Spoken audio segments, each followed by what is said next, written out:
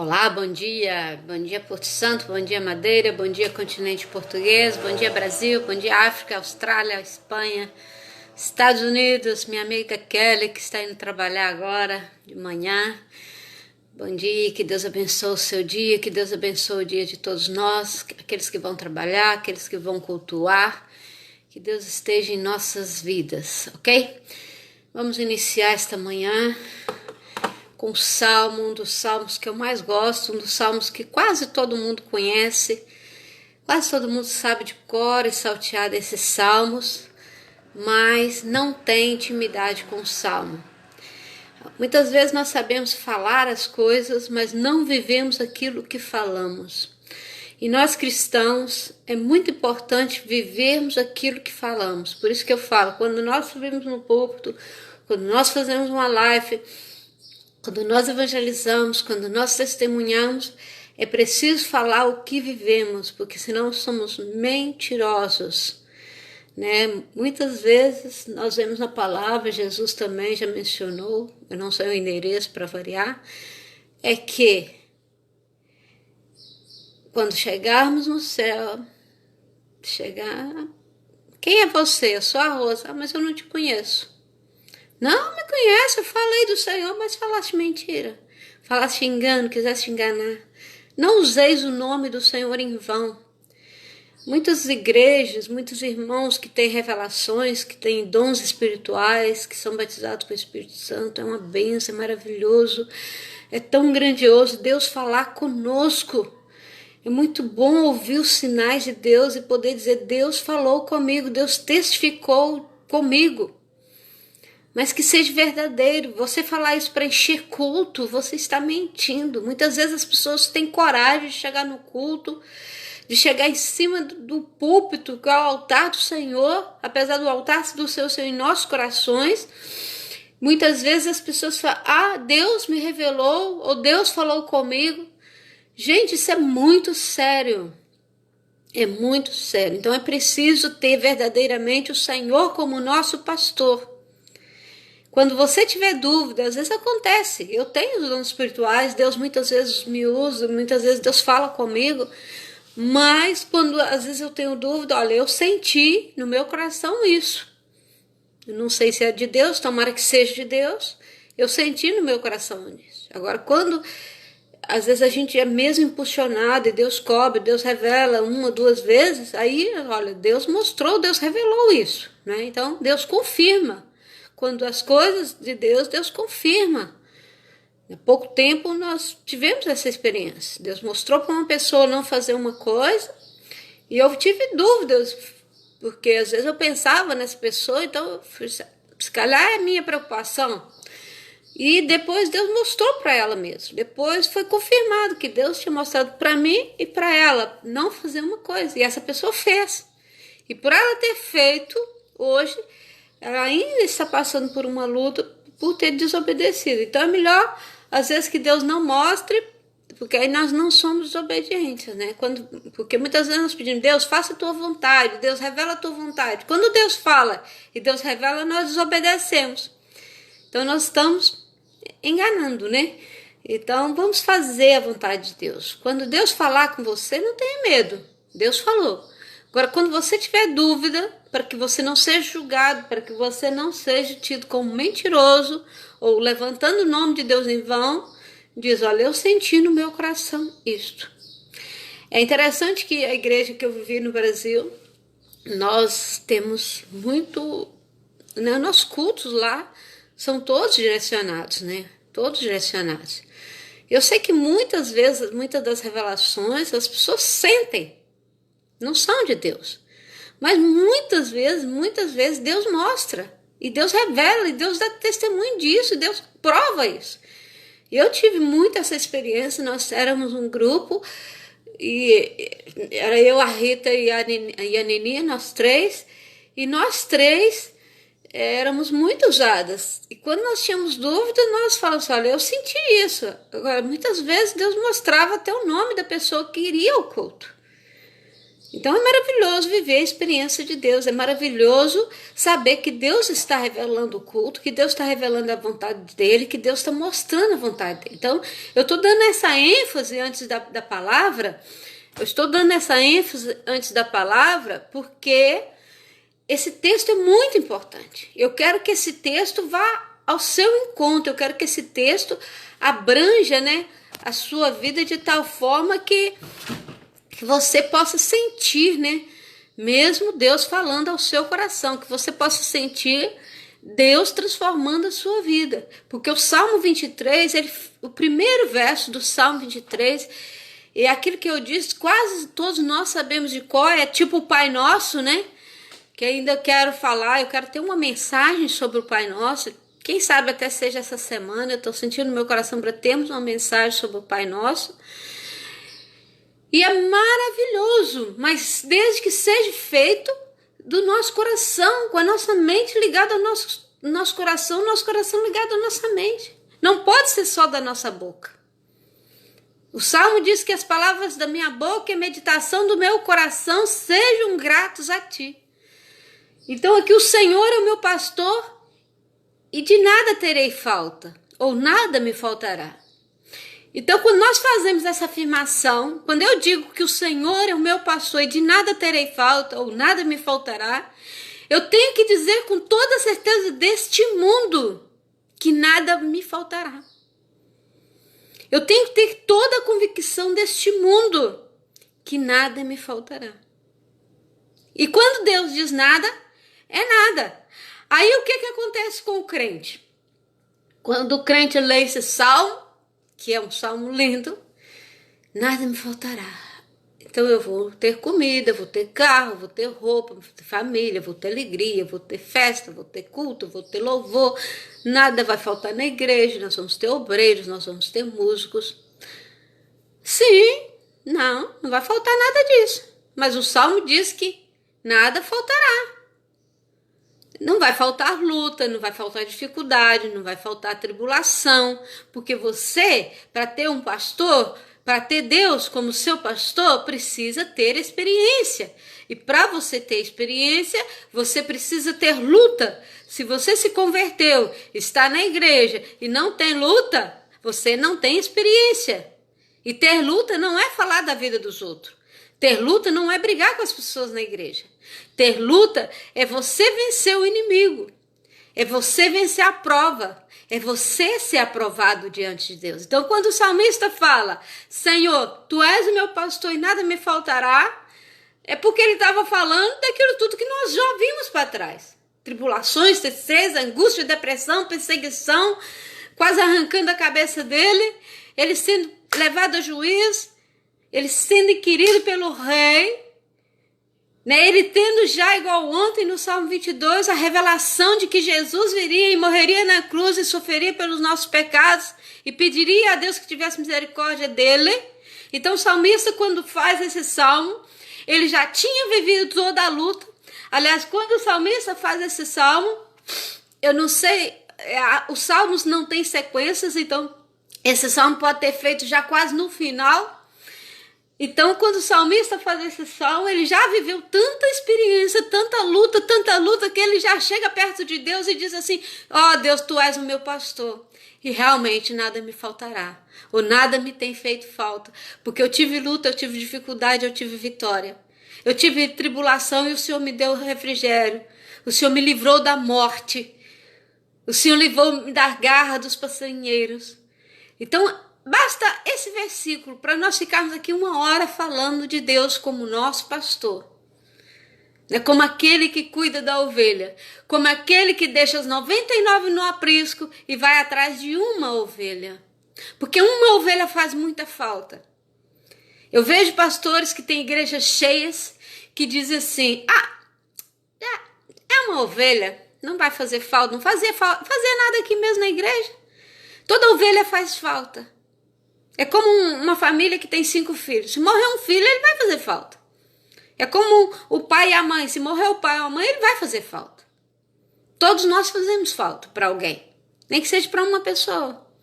Então, uma ovelha fazia falta para esse pastor. E esse pastor é Deus. E se uma pessoa se perder da casa de Deus, ele chora por ela. E a palavra diz que nós temos um prêmio muito grande, uma dádiva muito grande quando nós trazemos de volta essa ovelha perdida. Quando nós somos usados para trazer de volta à igreja essa ovelha perdida. Porque quando uma pessoa sai da igreja, ele é tentado 7 vezes, porque ele já conhece a palavra. Então tudo que ele fizer, a consciência dele vai cobrar. É esse tipo de tentação que ele tem. Não é que o inimigo vai ficar ali, assim, pode até ser, mas é porque ele conhece a palavra e Deus vai cobrar dele. Então, quando temos o Senhor como nosso pastor, nada vai nos faltar. Nem comida, nem dinheiro, nem roupa. Nós não vamos ser ricos, abastados. Não, nada necessário. A luta também não vai ser maior do que aquela que você possa vencer. O verso 2 fala, em vez de pastagens me faz repousar e me conduz a águas tranquilas, né? Na versão mais antiga, né? Fala assim, o Senhor é meu pastor e nada me faltará. Como é que é? Em vez de pastos me conduzirá, né? Nós temos muitos louvores, temos muitos hinos que falam sobre o Senhor sendo nosso pastor. E hoje cantam-se pouco na igreja sobre o Senhor ser o nosso pastor. Mas eu gosto muito, né? O Senhor é o meu pastor e nada me faltará, em verdes pastos me conduzirá. Então é esse louvor que nós devemos cantar, mas não é cantar de boca, é cantar de coração, que eu sei que eu vou pastar em verdes pastos, que eu vou ter água em abundância, que eu vou ter alimento. Restaura meu vigor, guia-me nas veredas da justiça, por amor do seu nome. Então eu peço ao Senhor para me guiar nas veredas da justiça, mas eu sou injusto. Eu falo, Senhor, guia-me nas veredas da justiça, e amanhã eu sou injusto, e depois da manhã eu sou injusto, e Deus fala comigo, vai para aquele lado, e eu vou para esse lado de cá. Então como é que Deus vai ser o seu pastor? Como é que ele vai te guiar? Guia-me pelas veredas da justiça, por amor do seu nome, porque nós vamos dar testemunho. Né? Quem levantar acusação contra nós, está levantando contra Deus.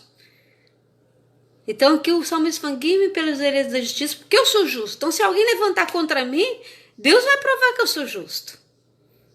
Por amor do seu nome. E mesmo quando eu andar num vale de trevas e morte, eu não temerei perigo algum, pois tu estás comigo. A tua vara e o teu cajado me protegem. É o vale da sombra da morte. O que é o vale da sombra da morte? Eu penso não estar enganada, mas havia 2 montanhas e havia certos lugares que eles tinham que atravessar ali. E ali escondiam bandidos, assassinos, pessoas iam para ali para se esconder das autoridades.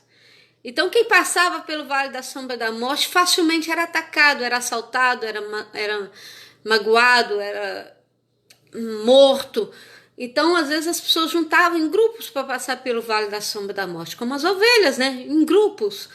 Por isso que somos igreja, estamos estar em grupos, né? Para vencermos o inimigo, para vencermos a batalha. E aqui o salmista mesmo disse que mesmo que ele passasse por aquele vale, ele não temeria mal algum. Porque o grupo que estava com ele era o Senhor Jesus. Porque tu estás comigo, o Senhor Deus, como queira. A tua vara e o teu cajado me protegem ou me consolam. Então, quando Deus é nosso pastor, quando o Senhor é o nosso pastor, nós não devemos temer nem a morte, nem a vida, nem a perseguição, nem a violência, porque o Senhor está comigo. Eu já vejo pessoas, eu tenho medo de fulano porque ele é feiticeiro, eu tenho medo de fulano porque ele é macumbeiro, eu tenho medo de fulano porque ele tem a língua má. Se o Senhor for seu pastor, nada te faltará, ainda que você ande pelo vale da sombra da morte. A vara e o cajado do Senhor vão te consolar, vão te proteger. Então não tenha medo do homem. Antes confie no Senhor. Confie no teu Deus e tudo te irá bem. O homem é mau por natureza. O homem faz maldade por natureza, mas o Senhor é bom. O Senhor é bom em todo o tempo. Tem um filme que o ator do filme fala assim, Deus é bom, em todo tempo Deus é bom. Eu amo essa frase. Deus é bom e em todo tempo Deus é bom. Ele é sempre bom. Tem um hino que fala também sobre isso. Deus é bom, sempre bom, sempre bom, Deus é bom. Então Deus é sempre bom. Ele cuida das suas ovelhas com amor imprescindível. Eu fico empolgada e eu vou acabar por demorar, porque esse salmo é maravilhoso. Nós temos tanta coisa para falar desse salmo. Nós temos tanta experiência para falar desse salmo, de ter o Senhor como nosso pastor, de passar pelo vale da sombra da morte e não temer mal algum. Quantos servos estão no leito dos hospitais, entubados, com oxigênio, glorificando o nome do Senhor nesse momento. Principalmente no Brasil, graças a Deus em Portugal, já estamos finalizando essa fase da epidemia, glória a Deus por isso. Mas no Brasil, em África, em outros países, quantos estão entubados, glorificando o nome do Senhor? Quantos estão no leito, já pronto para partir para o Senhor, e glorificam o nome do Senhor? O meu sobrinho, quando estava em coma, e a minha irmã começava a cantar, minhas irmãs começavam a cantar louvores para ele, escorriam lágrimas, ele em coma glorificava o nome do Senhor. E é muito importante isso. E um verso que marca muito a partida do meu sobrinho, e é um verso que depois eu vou contar a experiência, que é Isaías 42:5, que fala assim: antes eu te conhecia de ouvir falar, mas hoje os meus olhos te veem. Antes eu te conhecia de ouvir falar, mas hoje os meus olhos te veem. Hoje nós vamos falar desse pastor maravilhoso, que ainda que eu ande pelo vale da sombra da morte, eu não temeria mal algum, porque o Senhor está comigo, a tua vara e o teu cajado me consolam. Hoje eu ouço falar disso, mas eu ainda hei de ver face a face este Senhor. Eu vou dizer como Isaías disse: antes eu te conhecia de ouvir falar, como o meu sobrinho viu, leu e marcou isso na Bíblia dele. Antes eu te conhecia de ouvir falar, mas hoje os meus olhos te veem. Muitos querem ir para o céu, mas muitos têm medo de morrer. A maioria das pessoas querem ir para o céu, mas não querem morrer. E não há gozo maior do que irmos para o céu. Não há gozo maior de partirmos para a eternidade com a certeza da nossa salvação. Eu creio, eu acredito que muitos leitos, hospitais estão cheios de anjos ali, prontos a levar os teus servos de retorno para casa. E uma vez um pastor disse que nós não devemos chorar a morte dos servos. Mas nós não choramos a morte dos servos. Nós choramos porque temos saudades deles. Ou muitas vezes choramos porque está cumprido ali, né? Como eu digo sempre que quero, na minha coroa, quando eu morrer, eu digo sempre assim: acabei, como Paulo disse, né? Acabei a carreira e guardei a fé. Então é isso que muitos servos hoje, que estão partindo hoje para a eternidade, estão dizendo: acabei a carreira e guardei a fé. E nesse momento eu estou sentindo isso. Nesse momento eu estou sentindo que muitos servos irão partir hoje para a eternidade. Que muitos irmãos hoje estarão tristes pela partida de um ente querido seu. Você pode ficar triste, você pode chorar, é um direito seu, você é humano, você é carne. Mas lembra, ele está voltando para casa. Deus está colhendo. E é melhor que ele vá agora, enquanto ele é servo, do que o inimigo ceife a vida dele. Então não chore por ele ter partido. Chore de saudade, chore porque vai te fazer falta. Mas Deus hoje quer consolar. Hoje Deus quer consolar muitos familiares que vão perder seus parentes pelo coronavírus. Hoje e essa semana. Vocês vão perder muitos parentes essa semana, mas são servos. E lembre, quando um servo parte, ele volta para casa. Ele não morre, ele continua vivo. Ele volta para casa.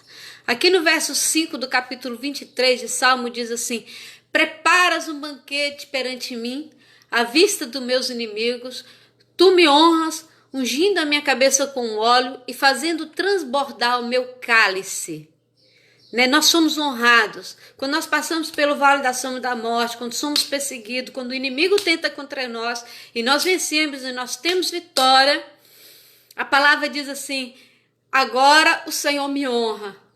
O Senhor unge a minha cabeça, aquilo que eu falei ontem, todos nós somos ungidos de Deus. Né? O Senhor unge a minha cabeça com óleo e o meu cálice transborda. porque eu sei que a bondade e a fidelidade me acompanham todos os dias da minha vida, e voltarei à casa do Senhor enquanto eu viver. Né? Depois que eu passo para a luta, depois que eu passo para a prova, eu não posso desistir de Deus. Eu vejo irmãos saindo da igreja depois de tanta luta vencida, aí passa a luta, passa a prova, tá bem na vida, desiste. Aí vai para lá, passa a luta, passa a prova lá com o inimigo, volta para a igreja, volta lá no chão, mas Deus ergue de novo. Mas não queira passar por essa luta lá fora. Passa essa luta dentro da igreja. Porque dentro da igreja tem pessoas que vão orar por você. Dentro da igreja pessoas que vão glorificar o Senhor com você. Que vão te levantar do pó. E é o Senhor que vai te levantar do pó. Porque a tua vara e o teu cajado me consolam. Preparas uma mesa perante os meus inimigos. Honra minha vida. Unges a minha cabeça com óleo. E o meu cálice transborda. Porque certamente a bondade e a misericórdia do Senhor me seguirão todos os dias da minha vida. E eu habitarei na casa do Senhor todos os dias. Nessa versão que eu estou lendo, fala assim: eu voltarei à casa do Senhor todos os dias. Gente, a coisa que eu mais amo é estar na casa do Senhor. Eu amo estar na casa do Senhor. Aqui em Portugal, as pessoas não têm o hábito de fazer culto todos os dias como no Brasil. Acham que é muito. Mas se eu pudesse, eu teria culto de manhã, culto à tarde, culto à noite.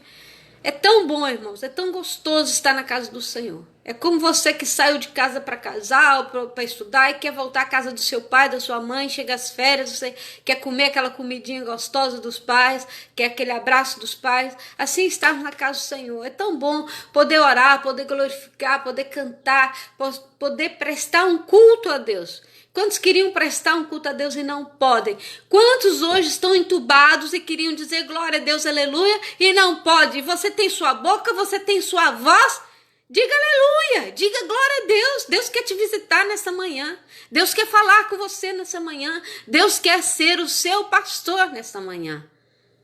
E prepara o seu coração, porque durante esta semana muitas lutas virão.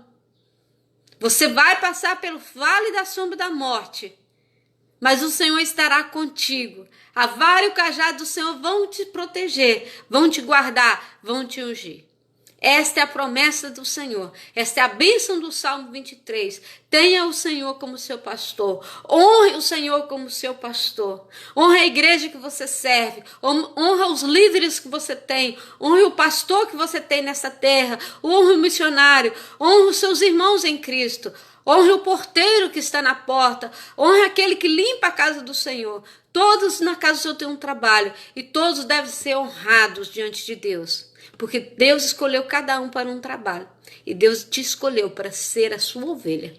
Você é uma ovelha do Senhor.